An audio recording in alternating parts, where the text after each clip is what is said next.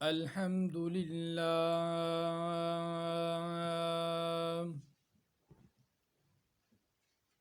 الحمد لله الذي بالهدى أرسل رسوله والصلاة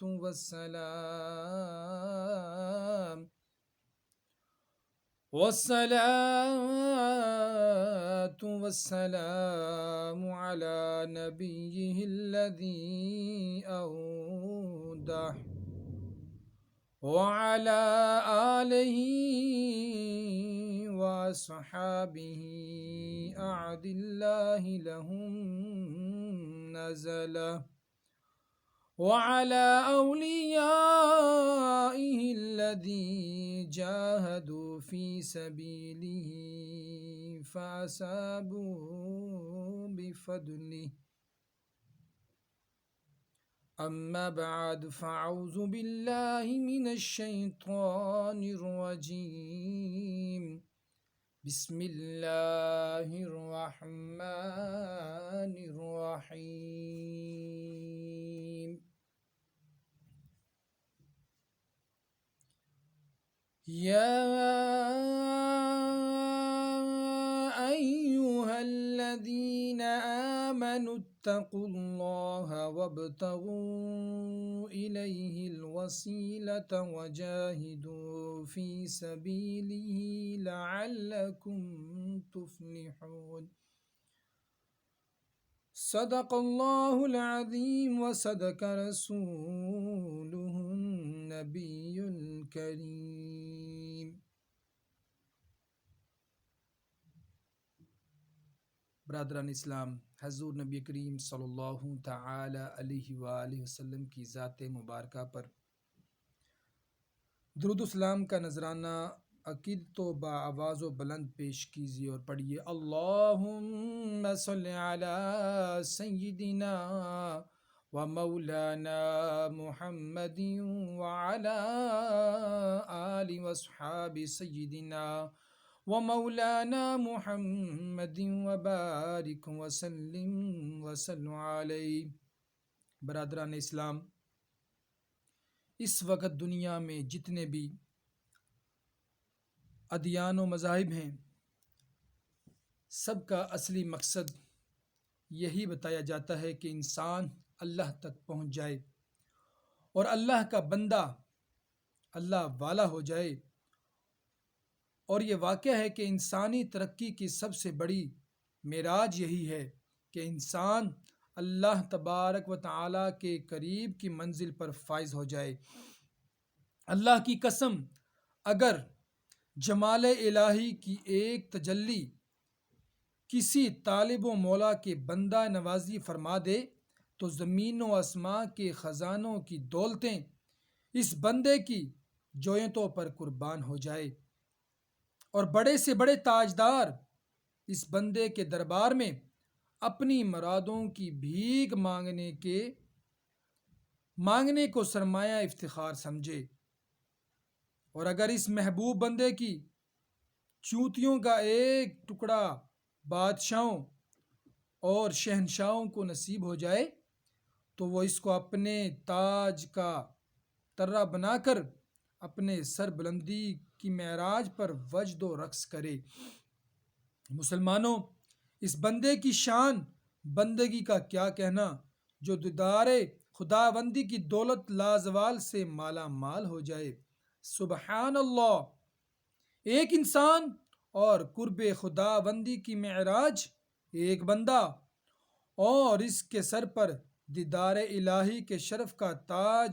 یہ وہ نعمت عظمیٰ ہے کہ ہزاروں طالبان مولا اس حسرت و تمنا میں اپنے تخت و تاج کو لات مار کر جنگلوں اور بیابانوں میں دیوانہ وار پھرتے رہے، اور ایک تجلی کے انتظار اور حسرت دیدار میں اپنی قیمتی جانوں کو نثار کر دیا. کسی طالب مولا نے کیا خوب کہا ہے: جنت میں بھیج دیا مجھے دوزخ میں ڈال دے. جنت میں بھیج یا مجھے دوزخ میں ڈال دے، جلوہ دکھا کے پر میری حسرت نکال دے۔ یعنی اے میرے اللہ، تو میرا مالک ہے اور میں تیرا بندہ ہوں، بہرحال میں تیری رضا پر راضی ہوں، تجھے اختیار ہے کہ تو مجھے جنت میں بھیج دے یا مجھے دوزخ میں ڈال دے، مگر میری دل کی تمناؤں اور آرزو کا مرکز اور میری حسرتوں اور ارمانوں کا کعبہ مقصود تو صرف اس قدر ہے کہ تو مجھے اپنے دیدار پر انوار کا ایک جلوہ دکھا دے۔ ایک بزرگ کا اکثر فرمایا کرتے تھے کہ ہم دوزخ سے اسی لیے ڈرتے ہیں اور پناہ مانگتے ہیں کہ اللہ تبارک و تعالی کے قہر و غضب کا مقام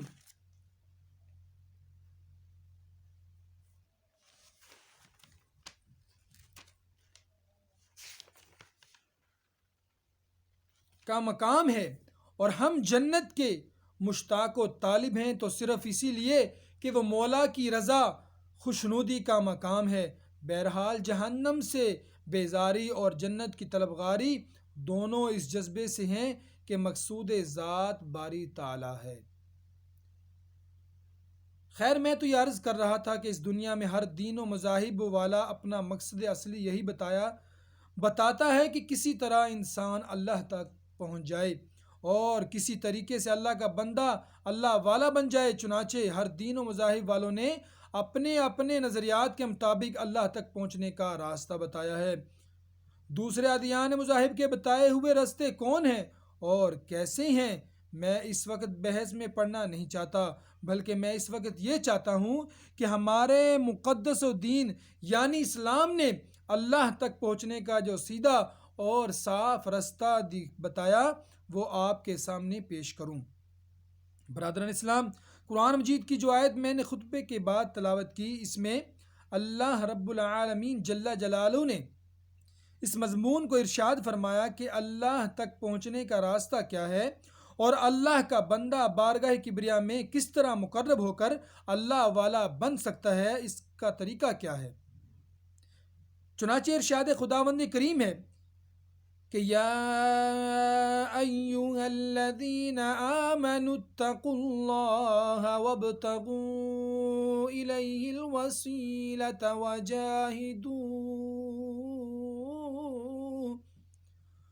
وجاہدوا فی سبیلہ لعلکم تفلحون۔ یعنی اے ایمان والو، تم اللہ سے ڈرو اور اس کی طرف وسیلہ ڈھونڈو اور اس کی راہ میں مجاہدہ کرو تاکہ تم فلاح پا جاؤ۔ حضرات گرامی سے آیت بتایا کہ فلاح یعنی اللہ تک پہنچنے کے لیے 4 منزلوں کو طے کرنا ضروری ہے۔ یہ چاروں منزلیں کون کون سی ہیں؟ تو فرمایا یا ایھا الذین آمنو،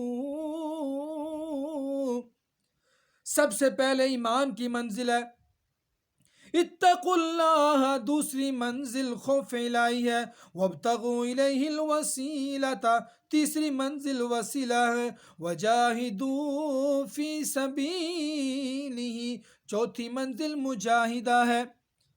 برادران اسلام، یہ لفظ تو ہم اور آپ بہت زیادہ بولتے ہیں اور سنتے رہتے ہیں، مگر کبھی آپ نے اس پر غور کیا کہ ایمان کے معنی کیا ہیں؟ مسلمانوں، یہ بڑی عظمتوں والا لفظ ہے، ایمان والا۔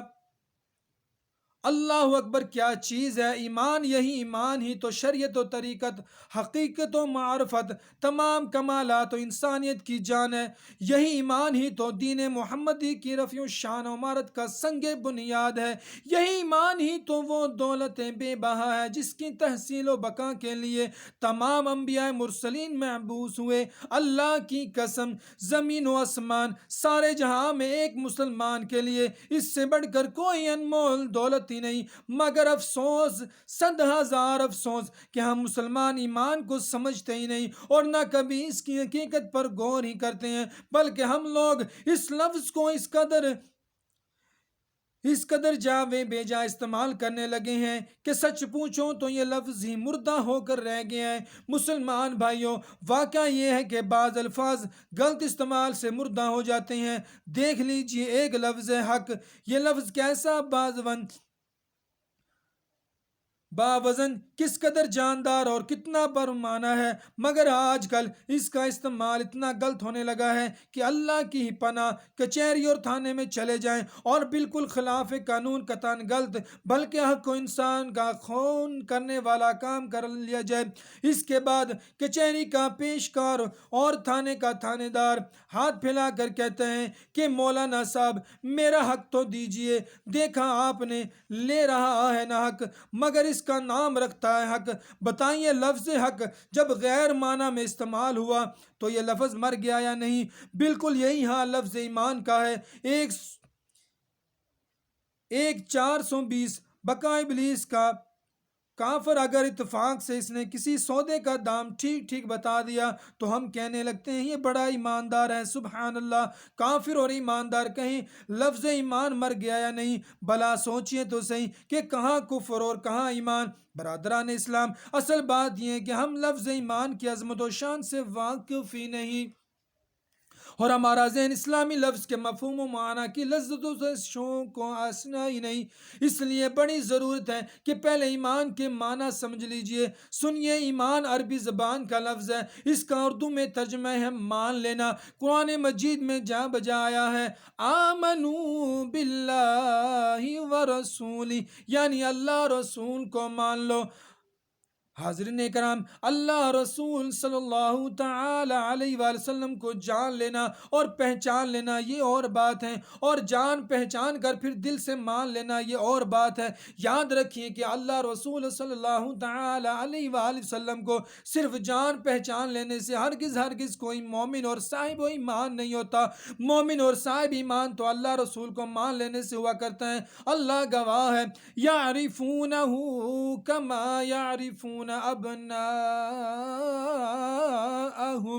یعنی یہود و نصارہ نبی آخر الزمان صلی اللہ تعالی علیہ وآلہ وسلم کو اس طرح جانتے پہچانتے تھے جس طرح اپنے بیٹوں کو جانتے پہچانتے تھے، مگر یہود و نصارہ مومن اور صاحب و ایمان نہیں ہوئے۔ کیوں؟ اس لیے کہ وہ رسول کو صرف جانتے پہچانتے تھے، مانتے نہیں تھے۔ تو میرے بزرگوں اور بھائیوں، اچھی طرح سمجھ لو کہ ایمان نام ہے اللہ رسول کو مان لینے کا، اور یہ مان لینا کوئی معمولی بات نہیں، اور یہ بات بڑی بات ہے۔ ماننے والے کی شان ہی کچھ ہوا کرتی ہیں۔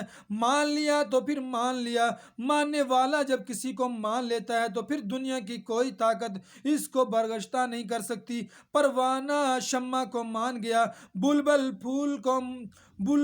پھول کو مانے ہوئے ہے، چکور چاند کو ماننے والا ہے، تو کیا دنیا میں کوئی ایسی طاقت ہے جو پروانے کو شمع سے منتفر کر دے، جو بلبل کو پھول کی محبت سے توبہ کرا دے؟ کیا دنیا میں کسی کو یہ قدرت ہے کہ چاند دیکھ کر چکور کی مستانہ اڑان کو روک دے؟ نہیں، ہرگز نہیں۔ تو پھر سمجھ لو اللہ رسول کے ماننے والے کی شان اور اس کی آن بان کا کیا عالم ہوگا۔ ہزاروں آندھیاں چلی، سینکڑوں طوفان آئے، زمین پھٹ جائے، آسمان ٹوٹ جائے، مگر کیا مجال ہے کہ ایک مومن کا اللہ رسول کے ساتھ رشتہ ایمان ٹوٹ جائے؟ مومن اپنا تخت و تاج، اپنی بادشاہی شہنشاہی، اپنا مال، اپنی اولاد، اپنی جان، ہر چیز قربان کر دے گا، مگر اللہ رسول صلی اللہ تعالی علیہ وسلم سے اپنی والہانہ غرید ہوگی جس کا نام ایمان ہے۔ ہرگز ایک سچا مسلمان اس کو برباد کرنا گوارا نہیں کر سکتا۔ بڑے سے بڑا خوف اور بڑی سے بڑی امیدیں اور لالچ بھی ایک صاحب ایمان کے قدم کو منتزل نہیں کر سکتی۔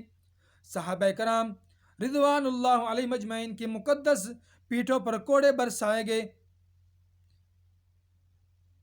چٹائیوں میں لپیٹ کر ان کے ناکوں میں دھوئیں بجھائے گئے، انگاروں پر لٹائے گئے، سولیوں پر لٹکائے گئے، مگر زمین و آسمان گواہ ہے، خدا گواہ ہے، اللہ گواہ ہے کہ باوجود اس کے ان کے ایمان کو برباد کرنے کے لیے کافروں نے ہر قسم کے ظلم و ستم کے پہاڑ توڑے، مگر یہ اللہ رسول کے ماننے والے اور توحید و رسالت کے متوالے ایک بال کے کروڑویں حصے کے برابر بھی زیادہ ایمان سے منحرف نہیں ہوئے، بلکہ صبر و استقامت کا پہاڑ بن کر اپنے ایمان پر قائم رہے۔ حضرات گرامی، مجھے اس وقت حضرت عبداللہ بن حذیفہ کا دل ہلا دینے والا عبرت و آموز واقعہ یاد آ گیا۔ حضرت عبداللہ بن حذیفہ کے ساتھ جنگ و شام میں رومیوں کے ہاتھ گرفتار ہو گئے۔ ہرکل بادشاہ روم نے عبداللہ بن حذیفہ کو طرح طرح کا لالچ دے کر برگلایا، بلکہ یہاں تک کہا کہ اے عبداللہ، اگر تم عیسائی دین قبول کر لو گے تو میں اپنی چہتی بیٹی سے تمہاری شادی کر دوں گا اور اپنی آدھی سلطنت کا تم کو بادشاہ بنا دوں گا۔ عبداللہ بن حذیفہ نے انتہائی حقارت کے ساتھ ہرقل کی اس پیشکش کو ٹھکرا دیا اور فرمایا کہ اے ہرقل، تیری بیٹی اور تیری آدھی بادشاہ تو کیا چیز ہے، میرے ایمان کا تو یہ جذبہ ہے، آسمان و زمین کی بادشاہی کو میں اللہ رسول کی محبت پر قربان کرتا ہوں۔ بادشاہ نے انتہائی برہم ہو کر دھمکی دی اور کہا کہ اے عبداللہ، اگر تم نے عیسائی درہم کو قبول نہیں کیا تو میں تم سب لوگوں کو کڑاہی میں گھولتے ہوئے تیل کے اندر ڈال کر جلا دوں گا۔ عبداللہ بن حذیفہ نے نہایت سکون اطمینان کے ساتھ فرمایا، اے ہرقل، تیری ایسی لاکھوں دھمکیاں بھی ہمیں دین محمدی سے نہیں ہٹا سکتی، اور تو کان کھول کر سن لے کہ جب تک ہمارے جسم میں خون کا آخری قطرہ اور زندگی کی آخری سانس باقی رہے گی، ہم اسلام پر قائم رہیں گے اور ہرگز ہرگز ہم کبھی بھی نصرانیوں کا دین قبول نہیں کر سکتے۔